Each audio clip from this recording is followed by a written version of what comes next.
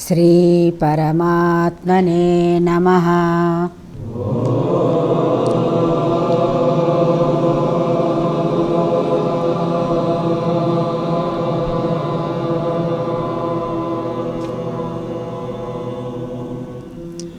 శ్రీ పరమాత్మనే నమః.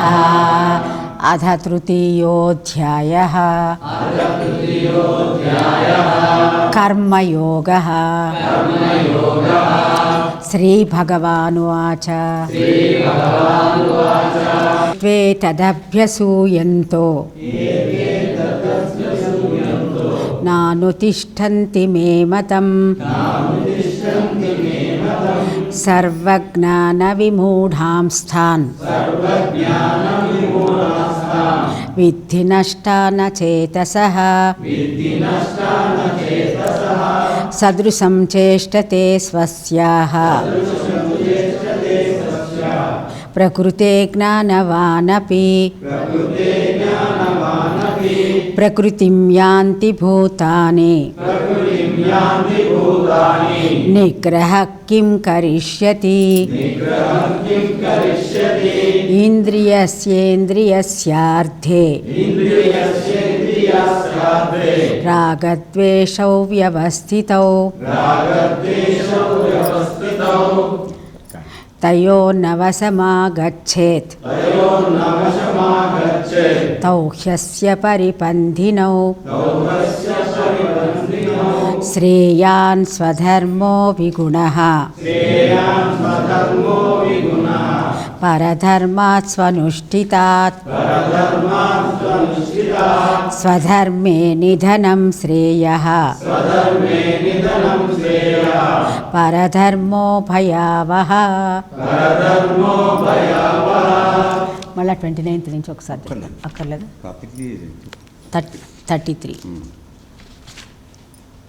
33 సదృశం చేష్టతే స్వస్యాః ప్రకృతే జ్ఞానవానపి ప్రకృతిం యాంతి భూతాని నిగ్రహ కిం కరిష్యతి. ఇంద్రియస్యేంద్రియస్యార్థే రాగద్వేషౌ వ్యవస్థితౌ తయోర్నవశమాగచ్ఛేత్ తౌ హ్యస్య పరిపంధినౌ.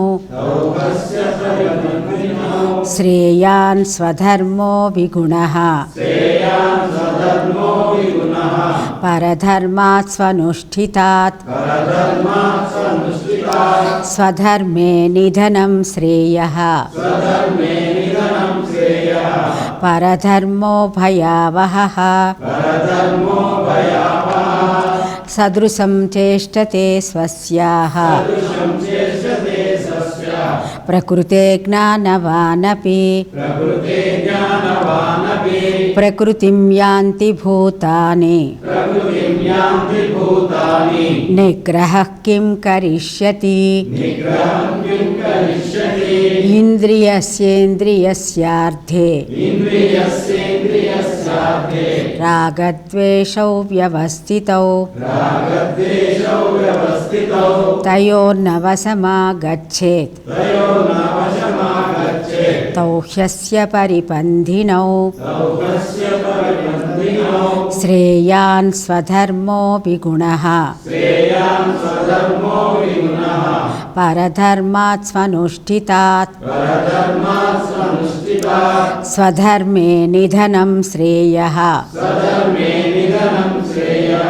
పరధర్మో భయావహః. వసుదేవసుతం దేవం కంసచాణూరమర్దనం దేవకీ పరమానందం కృష్ణం వందే జగద్గురుం. భగవద్గీత 3వ అధ్యాయం కర్మయోగం. ఇంతకుముందు ఈ కర్మయోగంలో కృష్ణ పరమాత్మ కర్మలు చేసేటప్పుడు అన్ని కర్మలు కూడా, అన్ని 1, 2 కాదు, కొన్ని కర్మలు కాదు, మొత్తం అన్ని కర్మలు కూడా భగవదర్పితంగా చేస్తూ తన యొక్క మనస్సుని ఆత్మయందు నియుక్తం చేసి శ్రద్ధతో అసూయ లేకుండా కర్మలు నిర్వర్తించేటట్లయితే అతను చేసిన కర్మ ద్వారానే ఆ కర్మ నైష్టికంగా మారిపోయి, అంటే కర్మ చేయనట్టుగా మారిపోయి అతను ఆత్మజ్ఞానాన్ని పొందే అవకాశం ఉందనే విషయాన్ని ఎన్నో మార్లుగా చెప్పడం జరిగింది. అయిన తరువాత ఒకవేళ ఎవరైనా ఈ మార్గాన్ని అనుసరించి చేసినట్లయితే వాళ్ళకి కలిగే లాభం ఏమిటనే విషయాన్ని కూడా నిన్న మనం చూడడం జరిగింది. ఏ విధంగా అంటే వాళ్ళు కర్మబంధం నుంచి విముక్తులవుతారు. ఎవరైతే నేను చెప్పిన విధంగా ఆధ్యాత్మ చేతసాహ ఆత్మలో నీ యొక్క మనసుని లయింపచేసి నీవు కర్మ చేసుకుంటూ వెళ్ళి శ్రద్ధతో అసూయ లేకుండా కనుక చేసేటట్లయితే కర్మబంధం నుంచి అందరూ విముక్తి పొంది మోక్షాన్ని పొందే అవకాశం ఉంది అనేటువంటి విషయాన్ని చెప్పిన తర్వాత ఈ నిష్కామ కర్మయోగ పద్ధతిని ఎవరైతే అనుష్ఠించరో వాళ్ళని విమర్శించడం కూడా జరిగింది.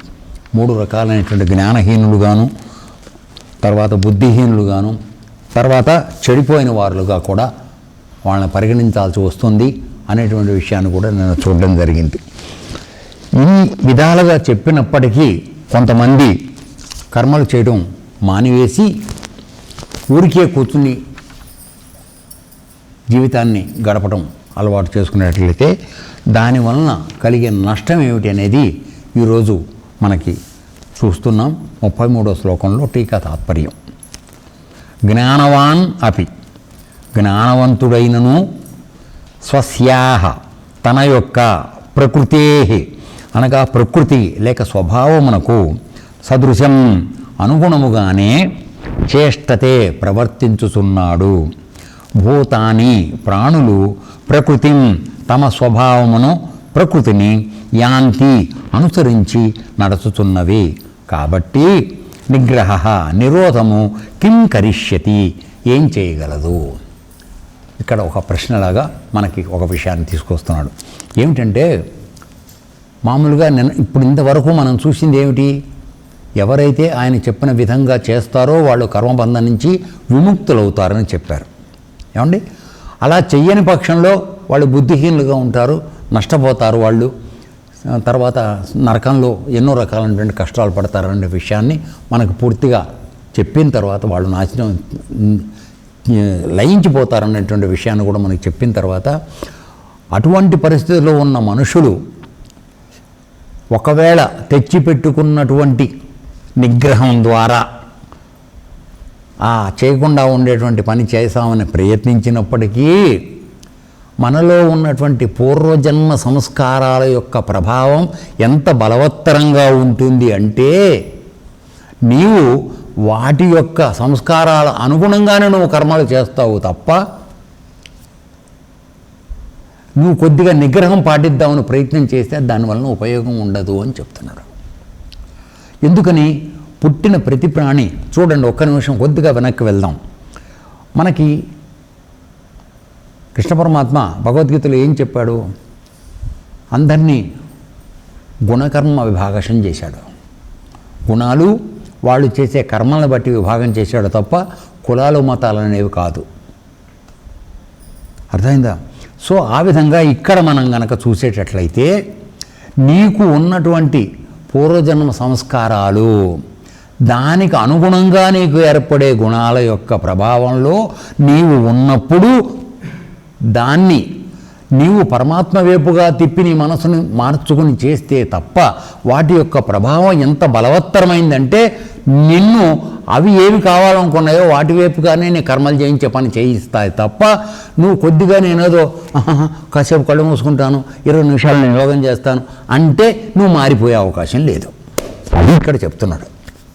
అంటే మనం అందరం కూడా పూర్వజన్మ సంస్కారము వాటి యొక్క వాసనల ప్రభావం ఎంత బలవత్తరమైంది మన మీద ఉంటుందంటే నువ్వు దాని నుంచి దాటి బయటికి వద్దామనుకున్నా ఒకపాటి శ్రమతో నువ్వు దాన్ని దాటలేవు. నిరంతర శ్రమ ఉండాలి. ఒకసారి చేయడము లేకపోతే కొద్దిపాటి పరిశ్రమతో నీవు ఆ పరిస్థితిని దాటే అవకాశం లేదు. దానికోసమని నీవు నిరంతరము. అందుకని ఎందుకంటే మనకు 30వ శ్లోకంలో ఏం చెప్పాడు? మై సర్వాణి కర్మాణి, అన్ని కర్మలు నాయందు నిక్షిప్తం చేసి నీ మనసును నాలో లగ్నం చేసి నువ్వు కర్మ చెయ్యి అంటున్నాడు. అలా కాకుండా నువ్వు అది చెయ్యకుండా ఏదో నేను కొంత మార్గం దొరికింది కదా, కొద్దిసేపు కూర్చుంటాను, కాసేపు ఇది బుద్ధిగా ఉంటాను, ప్రయత్నం చేస్తాను అని అనుకుంటే దానివల్ల వచ్చే ప్రయత్నం లాభం ఏం ఉంది అంతే. ఎందుకంటే మనకు పూర్వజన్మలో వచ్చినటువంటి కర్మల సంస్కారము, దానికి అనుగుణంగా ఏర్పడినటువంటి గుణాలు, 3 గుణాలు అవసరమే అందరికీ కూడా, అందులో అనుమానం లేదు. కానీ ఆ గుణాల యొక్క ప్రభావాన్ని నువ్వు ఎంతవరకు సద్వినియోగం చేసుకుంటున్నావు అనేది పాయింట్ ఇక్కడ. తమో గుణం అవసరం లేదని పరమాత్మ చెప్పలా. ఒకవేళ నిజంగా అవసరం లేదనుకుంటే తమో గుణం మనం పెట్టకూడదు, దాని ఉపయోగం ఉంది అనుకున్నది. అలాగే రజోగుణం ఉంది. ఇప్పుడు తమో గుణంలో ఉన్నవాడే ఏ కర్మ చేయకుండా పడుకుంటాననేవాడు, నేనేం చేయక్కర్లేదు పడుకుంటాననేవాడు తమో గుణం వాడు. రజోగుణం వాడు పని మొదలెడతాడు, వాడికి ఉచ్చం నీచం లేదు, కనపడిందల్లా లోపలేయటమే, ఆగమన్నా ఆగడు. వీడు రజోగుణం. అంటే ఏమిటి? రజోగుణం ఉంటే కానీ అసలు నువ్వు ప్రకృతిలో పని చేయవు, నువ్వు పని చేయిందే నీకు ఆహారం రాదు. అందుకోసం వాడుకోరా అంటే దేశం మొత్తం దోచుకుని నా లోపల వేసుకుంటాననేటువంటి దృష్టికి మనం వెళ్ళిపోతున్నాం. సో వచ్చినటువంటి గుణాల యొక్క ప్రభావము మన పూర్వజన్మ సంస్కారంతో మనని పక్కదోవకు లాగుతున్నప్పుడు కొద్దిపాటి ప్రయత్నం, నేను నిగ్రహంగా ఉందాం అనుకుంటున్నాను అని అనుకుంటున్నావు చూసావా, అది దాని ముందు నుంచోదు, సరిపోదు అని చెప్తున్నాడు. అది ఏం చేస్తుంది?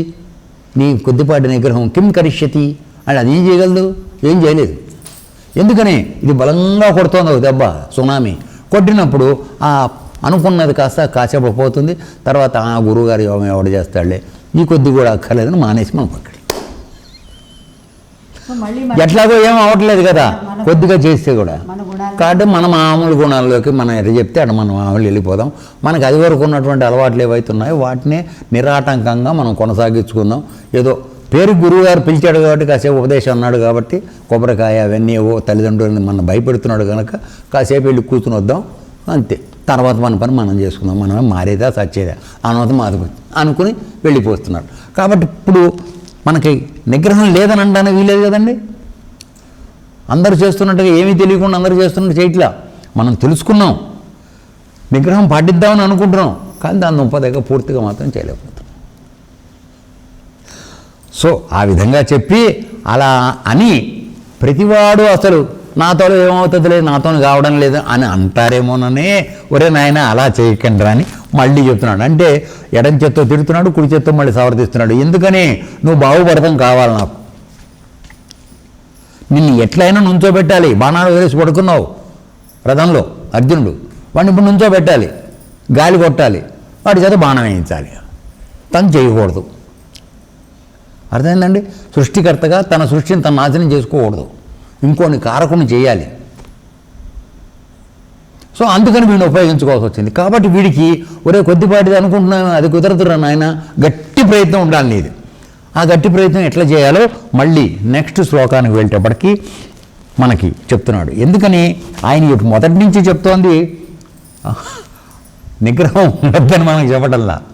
కొద్దిపాటి నిగ్రహం సరిపోదు, అది కొద్దిపాటి ప్రయత్నం చాలదు. మీరందరూ ఏమంటారు? గురుగారు మాకు పొద్దున 20 నిమిషాలు, మధ్యాహ్నం 20 నిమిషాలు, రాత్రి 20 నిమిషాలు అని చెప్పావు, ఇప్పుడేమో 24 గంటలు అంటున్నావు, ఇది ఎక్కడ అన్యాయం అండి, ఇదైతే మేము వచ్చేవాళ్ళం కాదు అని. ఇప్పుడు ఆయన ఏం చేశాడు మరి? 18 అధ్యాయాలు చెప్పాడు. ఒక్కసారిగా బాణం వేసారా నీకేం సంబంధం లేదని అంటే ఈడేస్తాడా? వేడు. అందుకని 18 అధ్యాయాలు నడిపి 700 శ్లోకాలు చెప్పిన తర్వాత అప్పుడు అయ్యా కృష్ణ నా మోహం తొలగింది, నువ్వు చెప్పినట్టు చేస్తాను అన్నాడు. సో ఇప్పుడు ఇక్కడ మన ప్రయత్నం ఒక చోట 18 సంవత్సరాలు, ఇంకో చోట 11 సంవత్సరాలు నడుస్తూనే ఉంది. అయినా ప్రయత్నం విడవకుండా జరుగుతూనే ఉంది, కానీ ఎవరికి నిగ్రహం మాత్రం రావడం లేదు, కావలసినంత నిగ్రహం. సో ఈ విధంగా అలా కొద్దిగా చేద్దామంటే నడవదు తండ్రి అని చెప్తున్నాడు ఆయన, అంతే, అంతకని ఇంకేం లేదు. సరే, కాబట్టి తన యొక్క ప్రకృతి అనగా ఏంటి? పూర్వజన్మ వాసన నుంచి వచ్చినటువంటి నైజం ఏదైతే ఉందో మన యొక్క మన యొక్క గుణాల యొక్క ప్రభావం దాన్ని అనుసరించి పోతూ ఉంటే కనుక నువ్వు తొందరగా బయటపడవు. వాటికి ఎక్కడొక్కడ నువ్వు అడ్డకట్ట వేయాల్సిందే. అడ్డుకట్ట వేయటం అంటే నిన్ను ఇంద్రియాలు ప్రపంచంలోకి లాగుతున్న వాటిని తీసుకువెళ్ళి మళ్ళీ నీ మనసుని పరమాత్మలో నువ్వు కూర్చోబెడితే కానీ వీటి యొక్క ప్రభావం నీకు తగ్గదు. కాబట్టి యాతావాత మనం చూసుకోవాలనుకుంటే మనసు తీసుకెళ్ళి ఆయనలో పెట్టడం ఒకటే మార్గంగా కనపడుతుంది. మనం ఏం చేస్తాం అనేది కాసేపు వదిలేయండి. ముందు మనసుని అక్కడ పెడితే ఏమవుతుందంటే కనబడిన ప్రధానంగా మరి పరిగెత్తడం అనేది కొద్దిగా తగ్గుతుంది. నేను ఆత్మస్వరూపాన్ని, ఇది నాకెందుకు, అవసరం లేదు అనుకుని కొద్దిగా నెమ్మదిగా విడిచిపెట్టుకుంటూ వెళ్ళిపోతే అప్పుడు నీ నిగ్రహం పనిచేస్తుంది. ఉత్తిగా అవన్నీ మామూలుగా వదిలేసి కొద్దిగా నిగ్రహం చూస్తానంటే పని జరగదు. ఇప్పుడు మన యోగ సాధనలాగానే ఉంటుంది. కొద్దిగా అది సరిపోటు.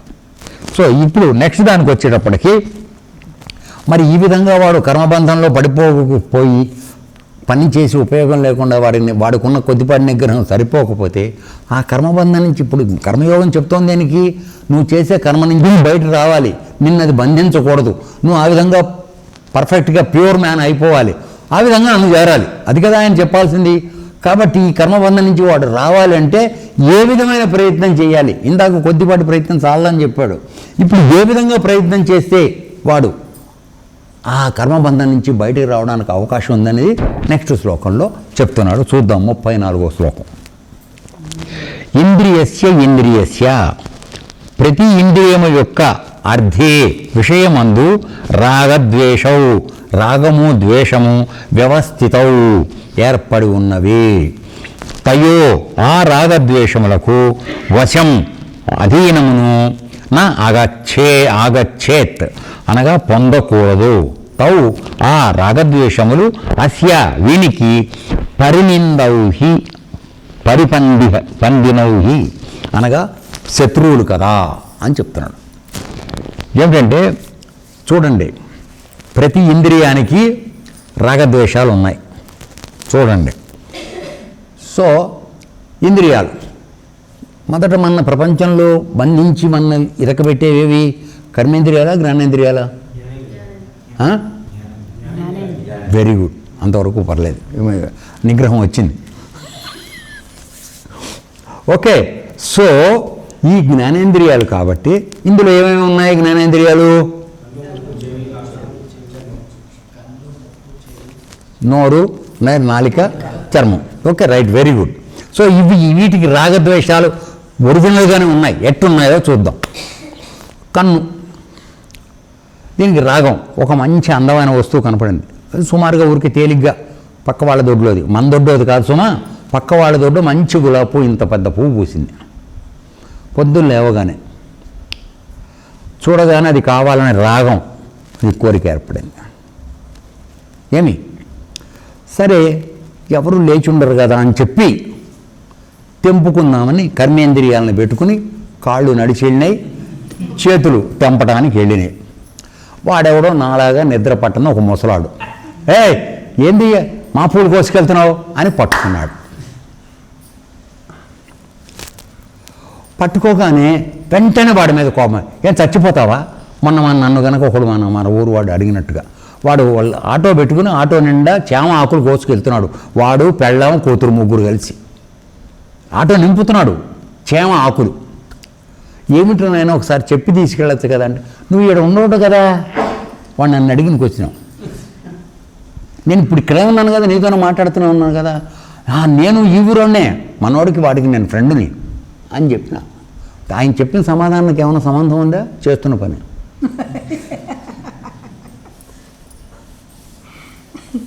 ఇప్పుడు రాగద్వేషాలు ఉంటాయంటే ఇది అన్నమాట ఉదాహరణ. సో నువ్వు ఎందుకు దొరికి నీకు బలహీనం వచ్చేసింది ఆ పువ్వు పొందాలని, నీది కాదు, నీదైతే అది అనిపించదు, కాపాడుకోవాలనుకుంటావు దాన్ని, ఎవరు చూడకుండా ఉంచాలి, బాగా ఉంటుంది, ఇంకా పెరుగుతుందని కదా. నీ సొంత చెట్టు పువ్వు అయితే కొయ్యవు, నువ్వు పక్క వాళ్ళ దొడ్డు కనుక తొందరగా కోయడానికి పెడతావు. సో రాగం, వాడు పట్టుకొని తిట్టగానే ద్వేషం, అక్కడ ఒక పువ్వుకు చచ్చిపోతున్నాడు ప్రాణం తీసుకుని ఇన్ని మాట్లాడినాడు నాన్న, ద్వేషం.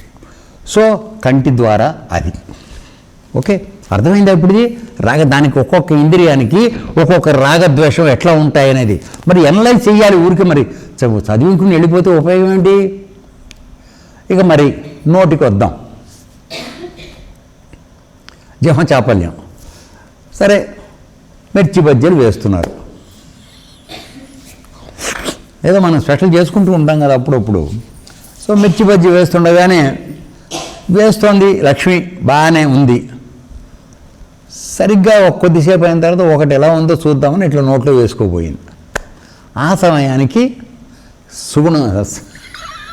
సునీత వెళ్ళింది. ఇక్కడ దాకా ఉంది చూడండి, మీరు సిచ్యువేషన్ బాగా ఆలోచించండి. పెట్టుకుందామని ఇక్కడ దాకా తీసింది అది. ఈలోపు సునీత వచ్చింది. ఇది వెనక్కి తీయలేదు, ముందుకు తీసుకెళ్ళి. అప్పుడు మనసులో ఏమనుకుంటుంది? ఇప్పుడు రావాలా, ఒక 2 నిమిషాలు రాకూడదు. సో ఆ వాసనకేమో రాగం, ఎవడన్నా చూడంగానే ద్వేషం. ఓకే, అట్లాగే చెవుకి ఏ విధంగా చెప్పుకోవాలి మనం? ఎవరన్నా ఇద్దరు మొగుడు పిల్లలు కొట్టుకుంటూ ఉంటారు. సరే, ఈవిడ ఆసక్తిగా వెళ్ళి గోడ పక్క నుంచి పెట్టి వింటూ ఉంటుంది. మళ్ళీ వాళ్ళు చూడకూడదు, ఎందుకంటే వాళ్ళు కొట్టుకునే వాళ్ళు ఆగిపోతారు వీళ్ళు చూస్తున్నారంటే. అందుకని గోడ పక్క నుండి ఈ లోపల కనకయ్య గారు పిలుస్తాడు, ఏయ్ రావే. ఇది రాదు.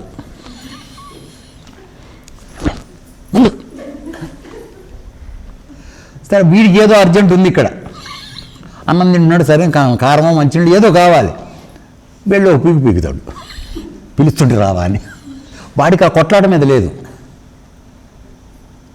సో చెవు ద్వారా వచ్చే ప్రాబ్లమ్స్ ఇలా. ఊరికే మీకు ఉదాహరణకి ఒక్కొక్క ఇంద్రియానికి రాగము ద్వేషము ఏ విధంగా ఉంటాయనేది మనకు అర్థమయ్యే భాషలో చెప్పుకోవడం కోసం చేస్తున్న ప్రయత్నం.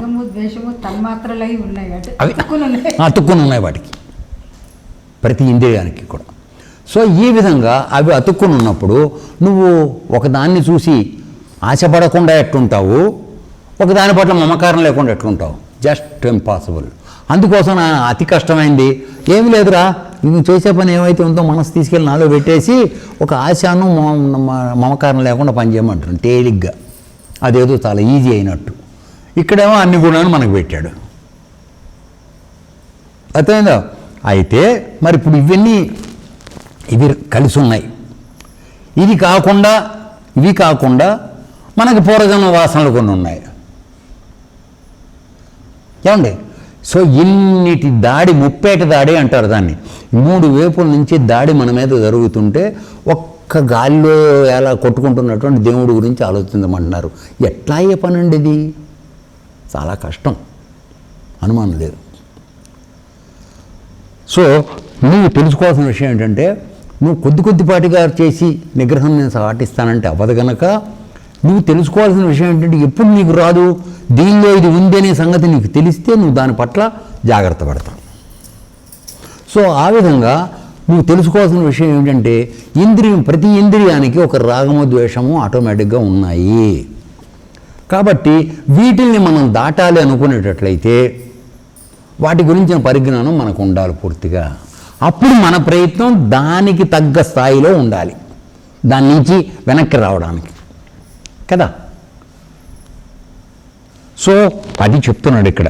ప్రతి ఇంద్రియమునకు దాని విషయమందు శబ్దాది విషయాలు తన్మాత్రలు, రాగద్వేషములు, ఇష్టాయిష్టములు చెప్పుకున్నాం కదా. అర్థమైందా అక్క? రాగద్వేషాలు ఎట్లా ఉన్నాయి? సో ఏర్పడి ఉన్నాయి. ఆ రాగద్వేషములకు ఎవరు లోబడకూడదు అంటున్నాడు. ఇది అత్యంత కష్టమైన విషయం.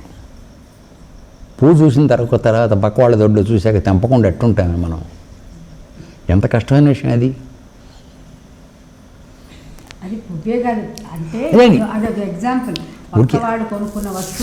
చూసి మనతో మామూలుగా టీవీ ఉంది, కానీ పక్కవాడు ఆఫీసులో బల్లకిన చేతులు పెట్టేసి వాడు పెద్ద టీవీగా ఉన్నాడు. వాళ్ళ ఆవిడ పోరు పడలేకో ఏదో మొత్తానికి వెంటనే ఈవిడ పోరు పెడుతుంది. నువ్వు చేస్తున్న ఉద్యోగం ఎందుకు తగలట్టుకోను, 30 అంగుళాలు టీవీ కూడా లేదు మన దగ్గర, డబ్బా పెట్టావు అని చెప్పి. ఇవి సరిగా విని తర్వాత ఏమవుతుందంటే, సరే వీడు కూడా నేను కూడా సంపాదించాలని బల్లకిన చేతులు పెడతాం మొదలెడతారు. సరే కొన్నాళ్ళు అయ్యేప్పుడు చేతగాని వాడు చేస్తే దొరికిపోతాడు. ఏసీబీ వాళ్ళు వీడిని పట్టుకుంటారు. అసలు బాగా నేర్చుకున్నామని పట్టుకోరు. దాంతో ఈ సంపాదించింది అంతకుముందు ఉన్నది అన్నీ తోచుకెళ్ళిపోతాయి. ఎవరో ఒకరిని పట్టుకోవాలి కదా, నాయకుల్ని పట్టుకుని వాళ్ళ దగ్గరికి ఉన్నదంతా ఖర్చు పెట్టించుకోవాలి. సో ఆ చిన్న రాగద్వేషం భార్య కలిగించినటువంటి టెంప్టేషన్ అది ఏమైంది, మన తీసుకెళ్ళి జైల్లో పెట్టించే అంత అయింది. జైలు శిక్ష పడంగానే ఉన్న ఉద్యోగం పోతుంది. చట్టం అది. సో అందువలన మనసుని నిగ్రహించుకుని ఇది ఇంద్రియాల విషయంగా చేస్తున్నాయి కనుక దీనికి నాకు సంబంధం లేదు. నా నిజస్వరూపం ఏమిటంటే నేను పరమాత్మ యొక్క ప్రతినిధిని. కాబట్టి ఇవి ఇక్కడ కనపడుతూ ఉన్నాయంటే ఇవి ఒకప్పుడు లేవు, కొంతకాలం తర్వాత ఉండవు. కాబట్టి వీటితో నాకు సంబంధం లే. నేను ఎప్పుడు ఉండేవాడిని పరమాత్మ యొక్క ప్రతినిధిగా. కాబట్టి ఇది చూసి ఊరుకో. గులాబీ పువ్వు కనపడింది, అందమైంది, చాలా భగవంతుడి సృష్టి, చాలా గొప్పగా ఉంది స్వామి అనుకుని దండం పెట్టుకురా. అంతేగాని దాని మీద ప్రలోభం పడకు. ఈ ఉదాహరణ కావాలనుకున్నట్టయితే సాయిబాబా దగ్గర ఒకసారి ఒక శిష్యుడు కూర్చుని ఉంటాడు. ఒక బుర్ఖా వేసుకున్న ఒక అమ్మాయి, ముస్లిం లేడీ బాబాను చూడటానికి వస్తుంది. సరే లేడీ వస్తుంది కదా అని ఇతను లేచి వెళ్ళిపోతాడు. వెళ్ళబోతుంటే కూర్చోమంటాడు బాబా. కూర్చున్న తర్వాత ఆమె బుర్ఖా తీసి బాబాతో మాట్లాడుతుంది. ఈ చూసిన వాడు ఆమె బుర్ఖా తీయగానే ఆ అందం చూసిన తర్వాత మనసు వివశం అయిపోయింది వాడికి. సో కాకవిల అయిపోతున్నాడు. బాబా ఉన్నాడు పక్కన. ఏం చేయాలా, చాలా ఇది అయిపోతున్నాడు. సరే ఆ అమ్మాయితో మాట్లాడి బాబా పంపించిన తర్వాత నీకు ఆ మానసికంగా బలహీనత ఉంది కనుక నిన్ను ఇక్కడ కూర్చోమన్నాను నేను. భగవంతుడు అంత అందమైన అమ్మాయిని సృష్టించినప్పుడు భగవంతుడా నీ సృష్టి ఎంత గొప్పగా ఉందని అనుకోవాల్సిన ఆలోచనని ఆమె గురించి ఆలోచిస్తున్నావు నువ్వు. ఇది తేడా. అర్థమైందా? కాబట్టి ఇటువంటి విషయాల పట్ల నువ్వు జాగ్రత్తగా ఉండాలి. అప్పుడు కానీ నువ్వు మార్గంలోకి వెళ్ళలేవు అని చెప్పాడు. ఎందుకంటే శిష్యులకి కొన్ని ప్రాక్టికల్గా చేసి చూపిస్తే కానీ అర్థం కావు. సరే ఎన్నిసార్లు ప్రాక్టికల్గా చేసినా కూడా కొంతమంది మారరు, అది వేరే విషయం. కొద్ది ముదురు కేసులు అన్నమాట అవి. అట్లాగే ఇంకొక ఉదాహరణ మనం తీసుకునేటట్లయితే మాతా అమృతానందమయ్యి ఆశ్రమానికి వచ్చిన వాళ్ళందరికీ ఊరగాయలు వేసి భోజనాలు పెడతారు. చక్కగా రకరకాల ఊరగాయలు వేసి పెడతారు. కానీ అవి కిచెన్లో పైన గోడ అటక మీద ఉంటాయి. అక్కడ బ్రహ్మచర్యం చేయడానికి వచ్చి సన్యాస మార్గం తీసుకున్నటువంటి వాళ్ళకి ఇవి పెట్టరు. సరే పాపం ఊరగాయ అంటే మా శ్రీనివాస్ గారిలాగా చాలా ఇష్టం. ఒక్కరవాడు బ్రహ్మచర్యం తీసుకోవడానికి వచ్చాడు, ఆశ్రమంలో ఉంటున్నాడు. వాడికి చాలా ఇష్టం. వాడు ఎదురుకుండా వచ్చిన వాళ్ళందరికీ వేస్తున్నారు ఆవకాయ ముక్కలు, ఎర్రగా ఇంతంత ముక్కలు. వీడికి మాత్రం పెట్టటల్లా. ఇంకా వీడు చాలా బాధపడిపోయాడు, మదన పడిపోయాడు. ఒక 15 రోజులు 20 రోజులు మదన పడిపోయి ఇలా లాభం లేదని రాగద్వేషాలకు లోనయ్యాడు. వాడు రాగద్వేషాలకు లోనయ్యి ఓ రోజు రాత్రిపూట 12 గంటలకి కిచెన్లోకి వెళ్ళి అది ఎక్కి ఆ జాడి పిలిపి కింద పెట్టుకుని ఆవకాయ ముక్కలు తింటున్నాడు వరుసగా. ఇక అన్నం లేదు, ఏం లేదు, గుత్తివే. దీని ఎందుకంటే కోరిక అంత బలంగా ఉంది వాడికి. సరిగ్గా ఆ టైంకి వచ్చింది అమ్మవారు అమృతానందమయ్యి మాత అక్కడికి వచ్చిందన్న ఇటువంటి బలహీనత సహజమే, కుర్రవాడివి నువ్వు. కానీ ఈ ఊరగాయలు, తొక్కు, పచ్చగా పుల్లగా ఉండేటువంటివన్నీ కూడా మన యొక్క తమో గుణాన్ని, రజోగుణాన్ని పెంచేవి. ఇవి బ్రహ్మచర్య మార్గానికి వచ్చిన వాళ్ళకి నిషిద్ధం. బయట వాళ్ళు మామూలుగా వస్తారు, వాళ్ళు వస్తారు, రేపు వెళ్ళిపోతారు. వాళ్ళ నోరు మనం కట్టేయకూడదు. అందుకని వాళ్ళ కోసం పెట్టినవిరా, నువ్వు ఇప్పుడు చేస్తే చేసావు, ఇంకెప్పుడు చేయబాకు అని చెప్పి వాడి చేత పైన పెట్టి వెళ్ళిపోయింది. సో ఆశ్రమంలో ఉండేటప్పుడు అక్కడ ఉన్న ధర్మాలు పాటించడానికి సిద్ధపడాలి. నీ అలవాటు ప్రకారం నువ్వు మామూలుగా చేసుకుంటానంటే అది ఆశ్రమం అనిపించుకోబడదు. అర్థమైందా? సో ఈ విధమైనటువంటి రాగద్వేషాలు మనని బంధించే అవకాశం ఉంది కనుక వీటి పట్ల జాగ్రత్తగా ఉండి వాటికి లోబడకుండా ఉండమని చెప్తున్నాడు ఇక్కడ మనని. ఉండమని తెరగా. ఎందుకని? అవి నిన్ను పై మార్గంలోంచి కిందకి దిగజార్చేటువంటి ప్రబల శత్రువులు అని చెప్తున్నాడు. సో ఈ విధమైనటువంటి ప్రబల శత్రువుల పట్ల నువ్వు జాగ్రత్తగా ఉండాలి కనుక అలా ఉండమని చెప్తున్నాడు. కాబట్టి ఇక్కడ మనం తెలుసుకోవాల్సింది ఏంటంటే, మనుజుడు తన ప్రకృతి అంటే పూర్వజన్మ వాసనలను బట్టి దానికి అనుగుణంగా వాడు ప్రవర్తించడం న్యాచురల్గా వచ్చే లక్షణం. అయితే అట్లా అది అంత సహజమైనప్పటికీ పురుష ప్రయత్నంతో నీవు దాన్ని అధిగమించవచ్చు అని చెప్తున్నాడు ఈ దీంట్లో. ఎందుకని లోబడకు అని చెప్పడం అర్థం ఏమిటి? అవి నిన్ను పట్టి లాగుతూ ఉంటాయి, కానీ వాటిని నువ్వు ఎదుర్కొని ధైర్యంగా చేసుకోవాలి. దానికి ఇక్కడ ఏం కావాల్సింది ఏమిటి? అత్యంత బలమైనటువంటి పురుష ప్రయత్నము. అర్థమైందా? సో ఆ బలమైన పురుష ప్రయత్నం ఉన్నప్పుడు ఒక టెంప్టేషన్ మనకి అక్కడ ఆశ్రమంలో 100 రూపాయల నోటు కనపడింది ఉదాహరణకి. అది తీసుకుని నువ్వు జోబులో వేసేసుకున్నావు అనుకో, నువ్వు ఆశ్రమంలో ఉండడానికి తగినవాడు కాదు.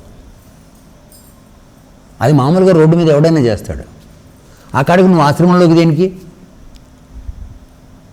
ఏమండి? కాబట్టి ఆశ్రమంలో ఉన్నవాడికి అయితే నీ యొక్క ప్రవర్తన ఎట్లా ఉండాలి? అయ్యా గురుగారు, ఇక్కడ ఏదో 100 రూపాయలు కనపడింది, ఎవరిదో నాకు తెలియదు, అప్పచెప్పండి అని తెచ్చిచ్చేయాలి. అంటే అది నీది కాదని తెలుసు, దాని మీద నువ్వు వ్యామోహం పడకూడదని తెలుసుకున్నావు, కాబట్టి నువ్వు ఆశ్రమంలో ఉండటానికి తగిన అర్హత నువ్వు కలిగి ఉన్నావు. ఎవరు చూడలేదని జోలో పెట్టుకున్నావు అనుకో, అయిపోయా. లేదు ఏదో తెమ్మని చెప్పాం, దానిలో కటింగ్లు పెట్టుకున్నావు, నువ్వు బయట చేసినట్టే. అప్పుడు నువ్వు ఆశ్రమానికి నీకు ఏం తేడా? అర్థమవుతుందా?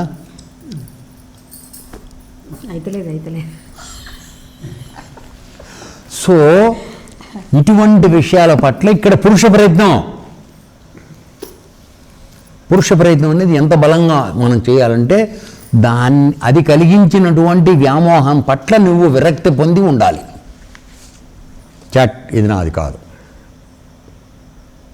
నేను ముట్టుకోకూడదు అనేటువంటి దానికి రావాలి తప్ప, ఎవడో బారేసుకున్నాడు మనదే ఉంది వేసుకుని లోపల వేసుకుందాం అనుకునే పద్ధతికి వస్తే మన పురుష ప్రయత్నం మన దగ్గర లేనట్టు.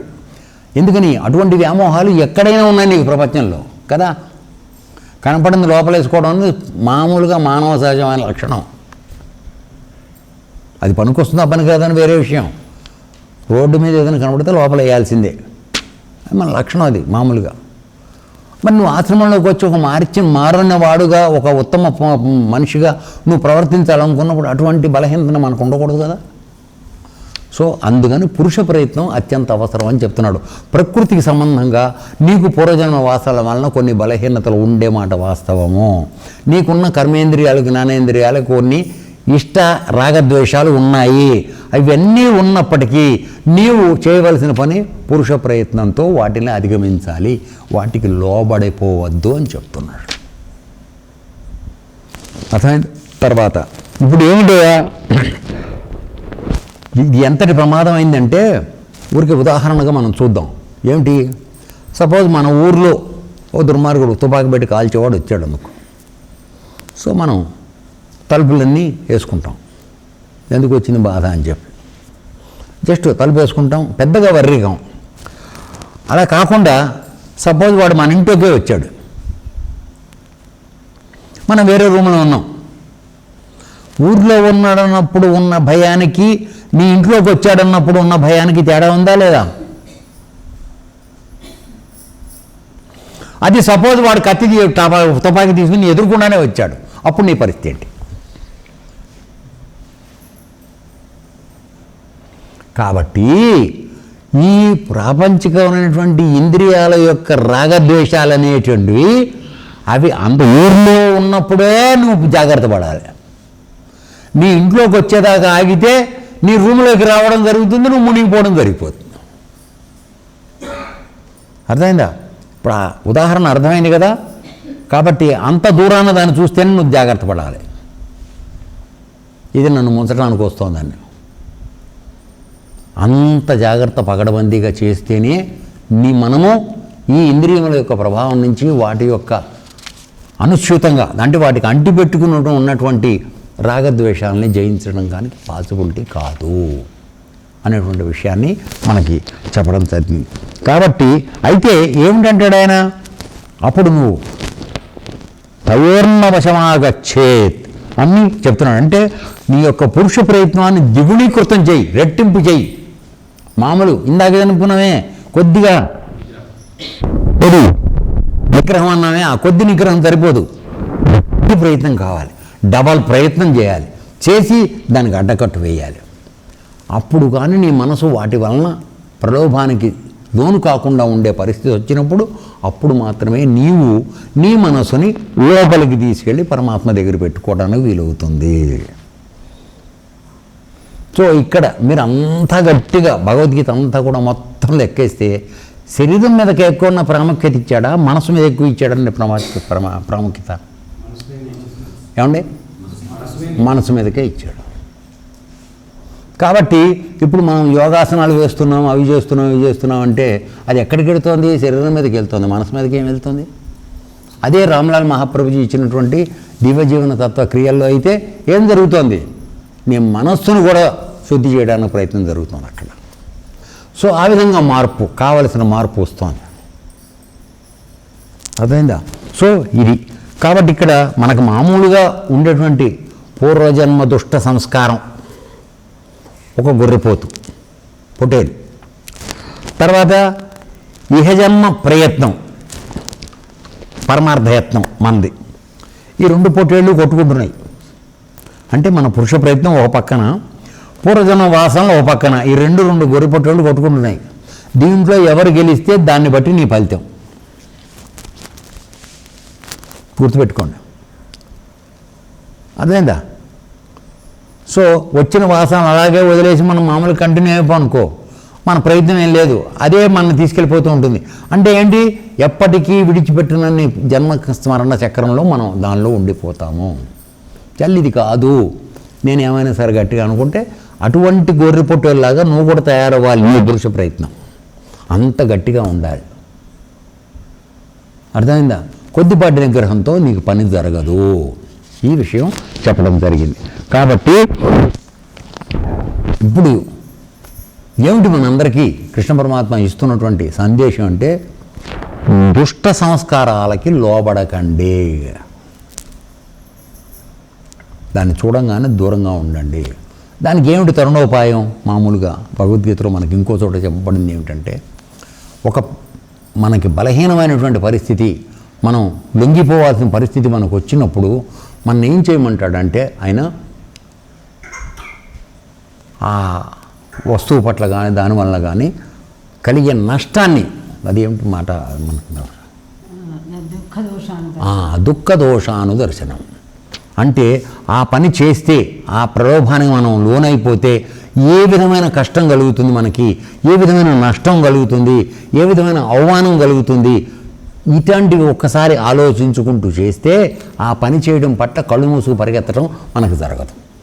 సో ఆ విధంగా దుఃఖ దోషానుదర్శనం ద్వారా నీ యొక్క పురుష ప్రయత్నాన్ని ద్విగుణీకృతం నేర్చుకుని అప్పుడు పూర్వజన్మ సంస్కారాల వలన వచ్చినటువంటి బలవత్తరమైన సన్నివేశాలని నువ్వు దాటడానికి అవకాశం ఉందనేది చెప్పిన తర్వాత ఇప్పుడు పురుష ప్రయత్నంతోనే రాగద్వేషాలని దాటాలని చెప్పాడు. అయిన తర్వాత ఇప్పుడు స్వధర్మాచరణ ద్వారా ఆ రాగద్వేష స్థితికి రావడానికి మార్గం చెప్తున్నాడు. స్వధర్మాన్ని గనక పాటించడం నువ్వు అలవాటు చేసుకుంటే ఆ రాగద్వేషాలు ఇప్పుడు వస్తున్నాయి ఇంద్రియాలకి, వాటిని దాటే అవకాశం ఉందని చెప్తున్నాడు. అదే విధంగా అనేది మనం 35వ శ్లోకంలో, ఇది అయిపోయిన తర్వాత ఆపేద్దాం, కంగారు పడకండి. ఓకే, 35వ శ్లోకానికి మనం చూద్దాం.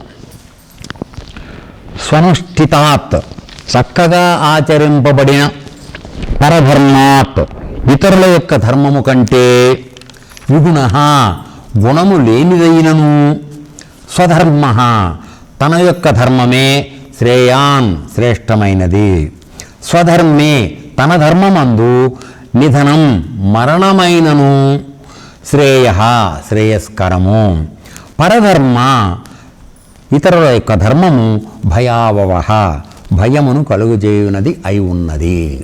చూడండి ఇక్కడ ఏమిటి చెప్తున్నాడు? చక్కగా ఆచరించబడిన ఇతరుల ధర్మము కంటే గుణము లేనివైనను మన యొక్క ధర్మమే శ్రేష్టమైంది. ఏ విధంగా అనేటట్లయితే ఇప్పుడు ఇందాక మనం అనుకున్నట్టుగా భగవంతుడు గుణకర్మ విభాగం చేశారు కదా. మానవుల్ని 4 రకాలుగా గుణకర్మ విభాగశ అంటే గుణములు, వాడి యొక్క గుణములు, వాడు ఏ కర్మలు చేయడం ముందు వాడికి ఆసక్తి ఉన్నదో దాన్ని బట్టి వాడు బ్రాహ్మణుడా అంటే బ్రహ్మజ్ఞానానికి సంబంధించిన వాడా, లేక క్షత్రియుడా అంటే ధర్మాన్ని కాపాడడానికి బలం కలిగి ధైర్యం కలిగిన వాడా, లేక వైశ్యుడా అనగా వ్యాపారం ఇక్కడి నుంచి అక్కడికి మార్చి అక్కడి నుంచి ఇక్కడికి కుండ మార్పిడి చేసి తన పొట్ట పోసుకోవడానికి చేసేవాడా, లేక శూద్రుడా.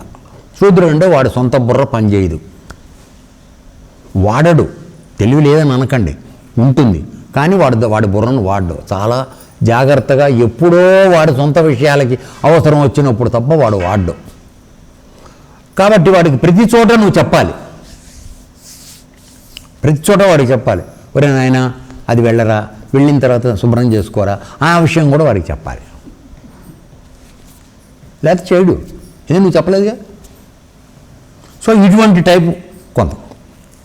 సో ఈ విధంగా నలుగురుగా విభజించబడినారు, కులాల బట్టి కాదు.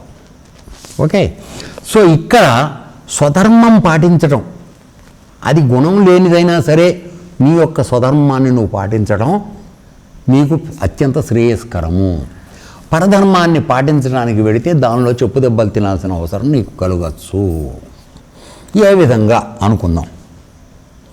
ఇప్పుడు బ్రాహ్మణుడు అంటే వాడు బ్రహ్మజ్ఞానం తెలిసినవాడు, 10 మందికి మంచి చెప్పి ఆ ఊరిలో ఉండేటువంటి వాళ్ళ యొక్క హితము కోరేవాడై ఉండాలి. వాడు మంచి నాన్న ఇవాళ ఈ పని చేయాలి, ఇవాళ వద్దురా రేపు చేసుకో, అట్లా అందరికీ గైడెన్స్ ఇచ్చి వీడు ఎప్పుడూ ధర్మాన్ని పాటిస్తూ అందరూ ధర్మంలో ఉండడానికి అనువైనటువంటి సలహాలు ఇస్తూ వెళ్ళాల్సిన వాడు. ఏ కులం వాడైనా వాడు బ్రాహ్మణుడు. అర్థమైందా? సమస్య వచ్చింది, అది ఎట్లా అవుతుందో నేను చూస్తానని వస్తాడు. రాజులు లేరు ఇప్పుడు, కానీ ఎదురొడ్డి నుంచుంటాడు ధైర్యంగా, ఈ ధర్మం జరగాల్సిందే, ఆ ధర్మం జరగడానికి వీల్లేదని. వాడు క్షత్రియ గుణం కలిగినటువంటి వాడు. అర్థమైందా? ఎక్కడ దొరికితే అక్కడ కుండ మార్పిడి చేసేసి మనం మధ్యలో పైసలు చేసుకునేవాడి వాడు లక్షణం, కోమట లక్షణం, వైశ్యుడు. అది నువ్వు ఈ కులంలో ఉండి కూడా చేయొచ్చు. అర్థమైందా? నువ్వు ఏ కులంలో పుట్టావనేది లెక్క కాదు, నీకు ఈ కుండ మార్పిడి వ్యవహారం ఉన్నంతకాలం నువ్వు వైశ్యుడి కింద లెక్కేయాలి నేను. అర్థమైందా? వాళ్ళ యొక్క సొంత బుర్రని కేవలం ఇంకోటి చెప్తే తప్ప వాడకుండా ఉండేది అత్యంత తెలివిగల వాళ్ళు ఎవరైతే ఉన్నారో వాళ్ళు శూద్రులు అన్నారు. వాడు చెప్తేనే పక్కవాడు చెప్తేనే చేస్తాడు, లేకపోతే చేయడు. సో ఈ విధంగా పక్కవాడి ధర్మాన్ని చేయడానికి మనం వెళ్ళామనుకోండి.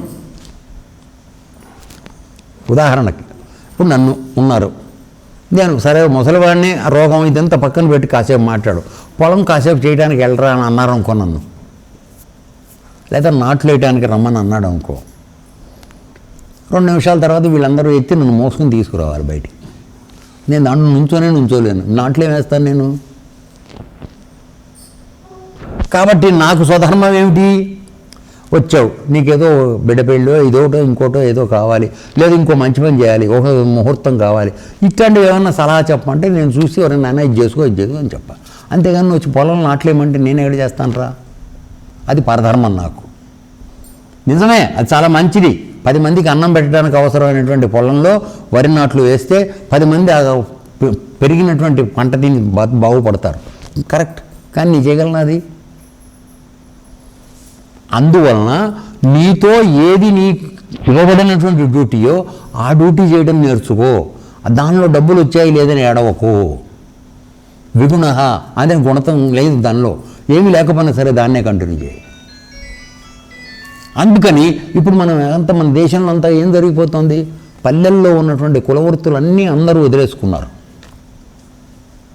పట్టణాలు, చదువులు, ఉద్యోగాలు. పట్టణాల్లో జాగా లేకుండా అయిపోయింది, పల్లెలు పాడుపడిపోయినాయి, పొలాలు ఊరికే పడిపోతున్నాయి, గోదెలను అమ్మేసుకుంటున్నారు కదండి. మరి పల్లెలో ఉన్నవాడు ఇప్పుడు కనకయ్య ఉన్నాడు, కనకయ్య కొడుకుని వాడు వ్యవసాయంలో తర్ఫీదు చేస్తే వాడికి తొందరగా వస్తుంది.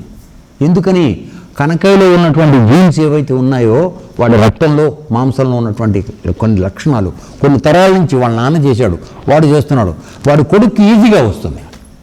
అలాగే వేణు కొడుకు బంగారం పని అప్పచెప్పండి, వాడు టకా చేస్తాడు వాడు. ఎస్, వాడి రక్తంలో ఉంటుంది అది. అందుకని ఆ కులవృత్తిని అప్పచెప్పిన దాన్ని వాడు స్వధర్మం అది చేసుకుంటూ ఉండడం అనేది మామూలుగా మనం మాట్లాడుకునే అర్థం. మనం వేరే అర్థం ఉందో మనం వేరే మాట్లాడదాం. అర్థమైందా?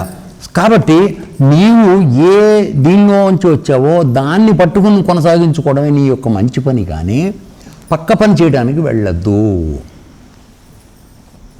ఇంకొక ఉదాహరణ కొద్దిగా కష్టంగా ఉండేటట్లయినా, ఇప్పుడు ఇతర కులాల్లో ఉన్నటువంటి వాళ్ళని పురోహితులుగా గుళ్ళలో పెట్టడం జరుగుతోంది. ఆయన కూడా ఏదో 2 సంవత్సరాలు చదువుకున్నాడు అని చెప్పి, మరి ఒక పురోహితుడుగా బ్రాహ్మణుడుగా ఉండవలసినటువంటి ఇతర లక్షణాలు ఆయన దగ్గర ఉంటున్నాయా? వాళ్ళ ఇంట్లో మామూలుగా మాంసాహారము మద్యము అన్నీ జరుగుతూనే ఉన్నాయి. ఇక్కడికి వచ్చి గుళ్ళో దీపం వెలిగిస్తున్నాడు ఆయన.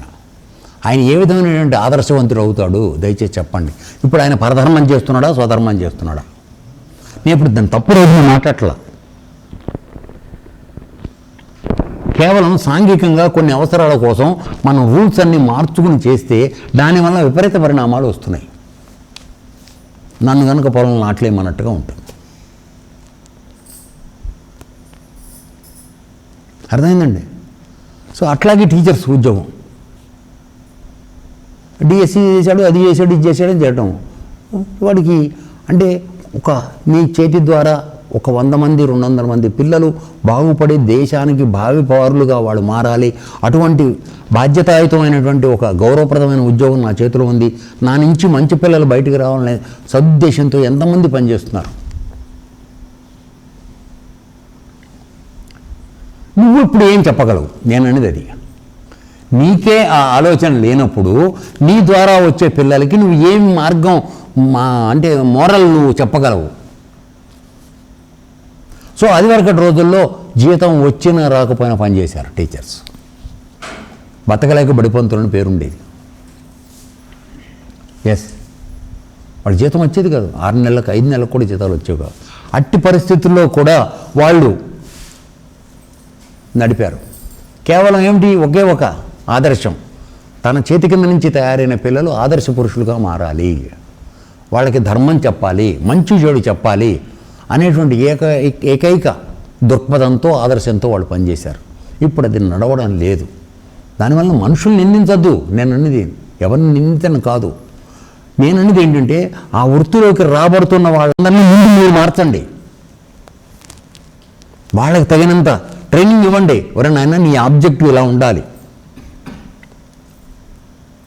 లేకపోతే వాళ్ళు మన చేతి కింద ఏ విధంగా తయారవుతారు?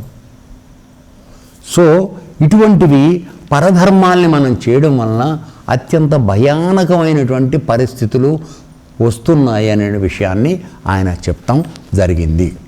ఇప్పుడు దీనిలో మనం అంతరార్థంలోకి వెళ్ళేటట్లయితే అందరం ఈరోజు చల్లని సమయం మనం గురువుగారిని గుర్తు చేసుకోవాలి. స్వధర్మం అంటే మనందరికీ తెలిసింది ఏమిటి? ఎవడో కులవర్తి వాడు చేసుకోవాలని, అంతే కదండి?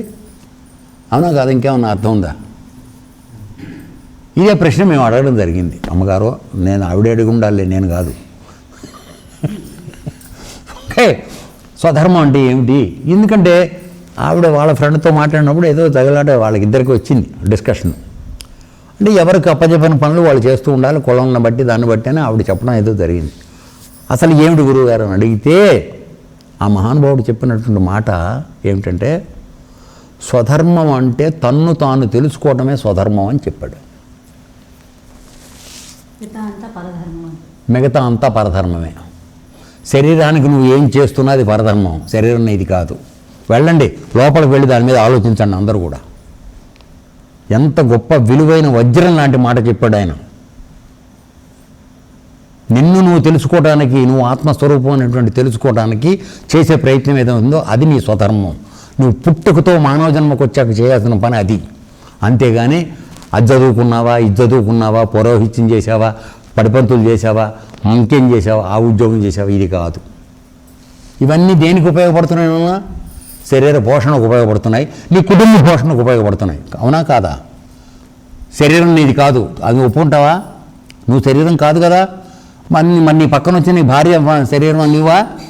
కాదు కదా. నీ ఇద్దరికి పుట్టినవాడు వాళ్ళు నువ్వా? కాదు కదా. అందరూ పరధర్మమే. ఎక్కడ కడుతున్నాం మనం?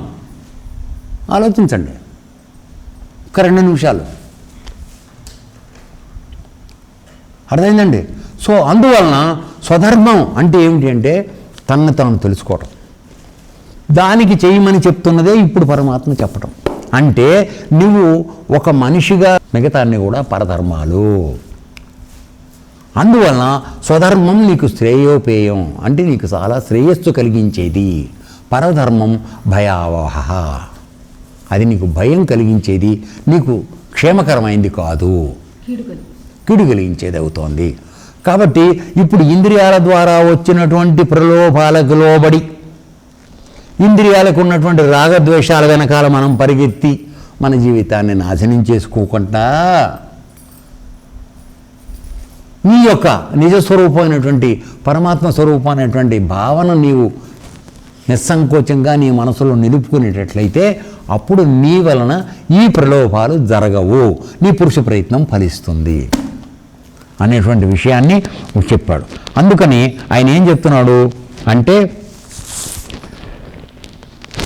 ఇక్కడ ఒక మంచి ఇది చెప్తున్నాడు. ఏమిటంటే భగవంతుడి విషయం మీకు యోగం చెప్తే ఎంతో కష్టంగా అనిపిస్తోంది కదా. నిజం చెప్పండి, ఇది సంతోషంగానే తేలిగ్గా ఉంది, అది లేదు కదా. ఏమే అక్క చెప్పండి, దయచేసి నిజం చెప్పండి.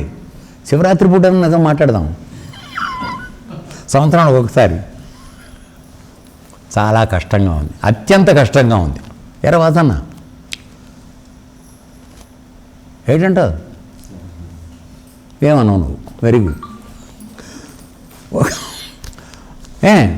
అదే ఇంటి దగ్గర భార్యతో వ్యవహారం, ఇల్లు కట్టించుకోవడం, మేడ వేసుకోవడం, ఇవన్నీ చాలా సంతోషం కలిగించేవి కదా. కాబట్టి ఇప్పుడు మనం ఒకసారి ఆలోచిద్దాం. సో ఇవి పెళ్ళాన్ని చేసుకున్నాం, కొన్నాళ్ళు సుఖించాం, ఇల్లు కట్టాం, పిల్లలు కన్నాం, ఇదేం చేసాం. ఒక 20 సంవత్సరాలు 25 సంవత్సరాలు అయిన తర్వాత పెళ్ళైన కొత్తలో నీకున్నటువంటి మోజు, వ్యామోహము అవన్నీ అప్పుడు ఉన్నాయా? ఏమండి, ఏమైంది? మొట్టమొదట్లో బెల్లంలాగా కనపడింది, తర్వాత అల్లంలాగా మారటం మొదలవుతుంది. సో నువ్వు ప్రపంచ విషయాల్లో ఉన్నంత వరకు ఇదే నీకు జరగబోయే కర్మ. ఇప్పుడు యోగానికి వద్దాం. మొట్టమొదట్లో అత్యంత కష్టం. అది తినద్దంటాడు, ఇది తినద్దంటాడు, తెల్లారుజాములు ఇవ్వమంటాడు. ఎక్కడ దరిద్రం రా ఇదని చాలా ఏడుస్తాం అందరం. దానికోసం ఆశ్రమం రావడం మానేస్తాం, ఏదో కారణం చూపించి. మొదట గురువు దైవం అన్నవాడు దెయ్యం కింద మారిపోతాడు గురువుగారు. ఎందుకని? ఎప్పుడైతే నిబంధనలు, ఒరే మాంసం తినకు, అబద్ధం ఆడకు, దొంగ పని చేయకు, ఇవన్నీ చెప్పడం మొదలుపెట్టాడు. రోజు చేసే పనులు అవి. ఎక్కడ మానేయగలడు? ఎన్నెన్ని మానేయగలడు? చాలా కష్టం అయిపోతుంది. సో ఇది ఇంత కష్టం అవుతుంది. కానీ ఒక్కసారి కొన్ని సంవత్సరాలు కష్టపడి వాటికి దూరం పెట్టుకుని గురువు చెప్పిందే చేసుకుంటూ వెళ్ళు, స్వధర్మానికే వెళ్ళు నువ్వు. తర్వాత ప్రపంచంలో ఏ విషయం నిన్ను ప్రలోభపెట్టలేదు. అనంతమైనటువంటి ఆనందం నీ లోపల ఉన్నది, దాన్ని అనుభవించడం మొదలవుతుంది. అది ఎప్పటికీ ఉండేది. నువ్వు మళ్ళీ జన్మకు రావక్కర్లా. పెళ్ళాంతో ఎంత బాగా ఉన్నా నువ్వు పెళ్ళాం ఇద్దరు మళ్ళీ రావాల్సిందే జన్మకి. అప్పుడు మారితే ఆవిడ నీకు మొగుడు, నువ్వు పెళ్ళాం అవ్వచ్చు. ఇంతే, ఇంతకన్నా మార్పు ఏం లేదు. అర్థమైందా? కాబట్టి ఏది నిజంగా మనకు మంచిది, హితమైంది? స్వధర్మం. రైట్, ఈ ఒక్క మాట నిజం చెప్పారు. సో ఇప్పుడు మనం ఏం చేయాలి శ్రీనివాస్ గారు? స్వధర్మం వైపు అడుగులు వేయాలా లేక పరధర్మంలో ఉండాలా? ఇప్పటివరకు ఉంటుంది మనం పరధర్మంలో కదా. కాబట్టి మనం అందరం ఎటు అడుగు వేయాలి? దానికి మరి పౌర్ణానికి ఒక్కరోజు వస్తారంటే సరిపోతుందా?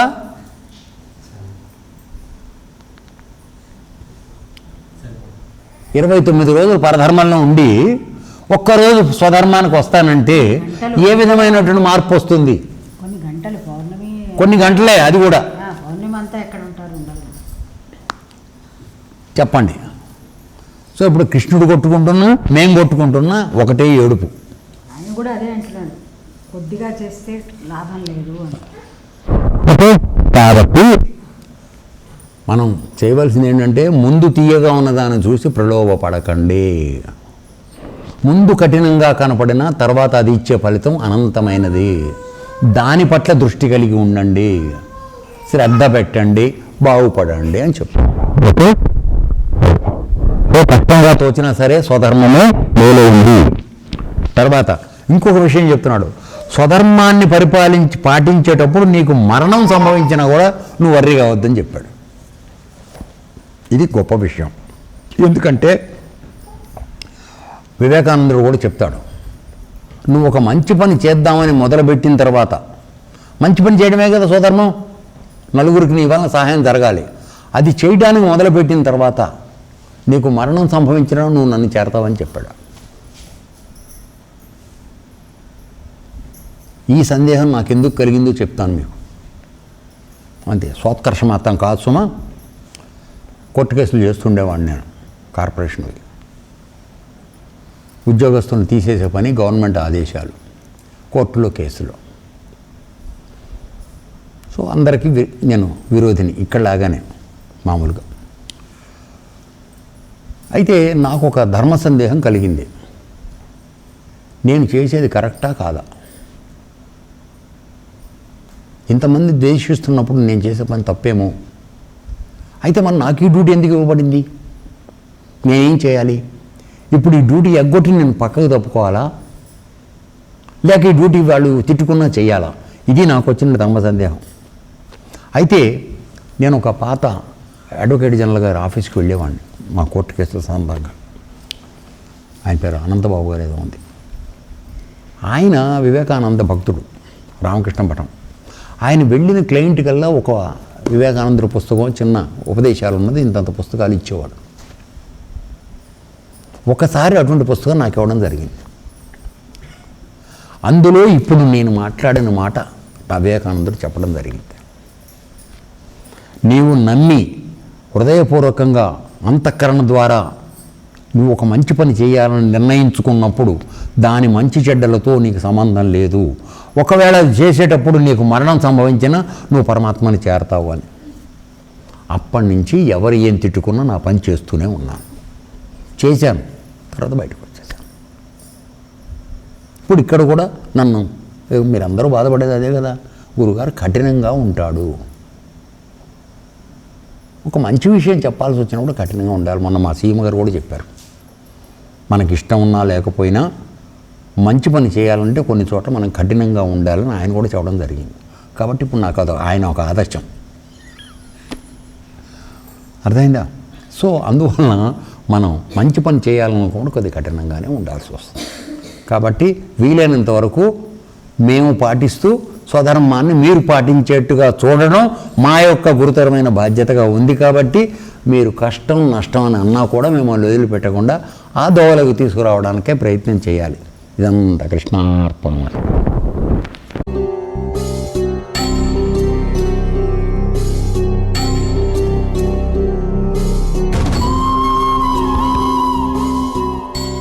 ఓం తత్సదితి. శ్రీమద్భగవద్గీతాసు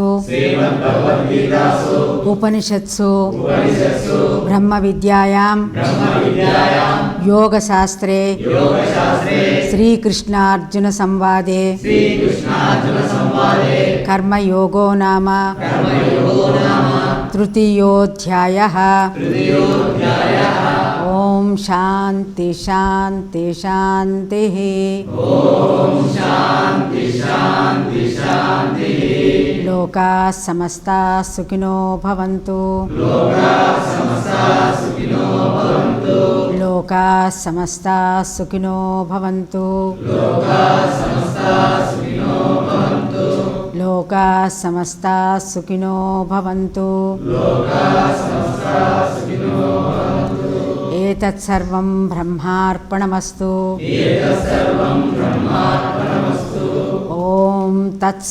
ఓం తత్సత్.